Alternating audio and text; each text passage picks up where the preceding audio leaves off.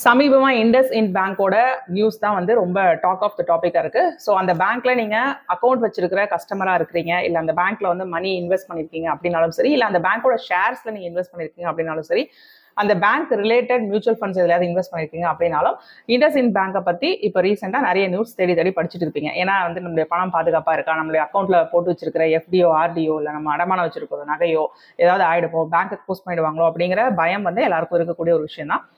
So என்ன problem ஆச்சு அப்படின்னா, ஆக்சுவலி வந்து ஒரு மிஸ் கவர்னன்ஸ் நடந்திருக்கு. அதாவது நிதியில சில கோளாறுகள் நடந்திருக்குது. ஸோ கிட்டத்தட்ட 2100 crores amount of improper handling இல்லைனா கவர்னன்ஸ் ப்ராப்ளம் அப்படின்னு சொல்லலாம். ஸோ இன்னும் கிளியரா வந்து அது என்ன ப்ராப்ளம் அப்படிங்கிறது வெளியில அறிவிப்பு அஃபிஷியலா வரல.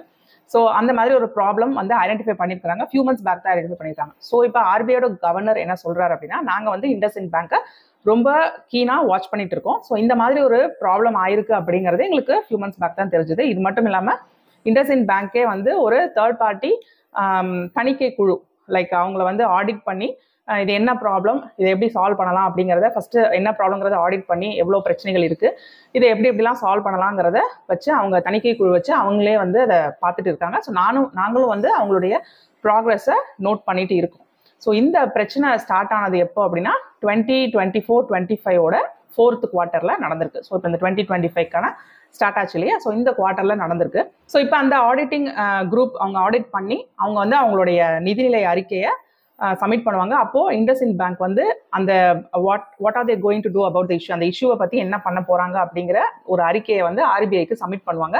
ஸோ அந்த அறிக்கையை பார்த்துட்டு நாங்கள் டிசைட் பண்ணுவோம் அந்த வந்து எப்படி அந்த ப்ராப்ளமை சால்வ் பண்ணலாங்கிறத, அந்த பேங்க் சால்வ் பண்றதை நாங்களும் பார்த்துட்டு இருப்போம். நாங்களும் தேவையான அசிஸ்டன்ஸ் கொடுப்போம். ஸோ அந்த வங்கிக்கு வந்து எந்த ப்ராப்ளமும் கிடையாது. ஸோ நீங்க யாரும் பதற வேணாம் அப்படின்னு வந்து RBIயோட கவர்னரே சொல்லியிருக்காரு. இது வந்து கொஞ்சம் அஷ்யூரிங்கான ஒரு நியூஸ் தான்.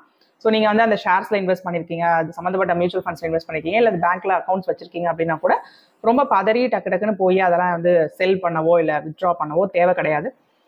பிகாஸ் RBIயோட டைரக்டான ஒரு பார்வையில் இப்போ அந்த இஷ்யூ வந்து வந்திருக்கு. அதனால அவங்க அதை பார்த்துக்கிட்டு இருக்காங்க.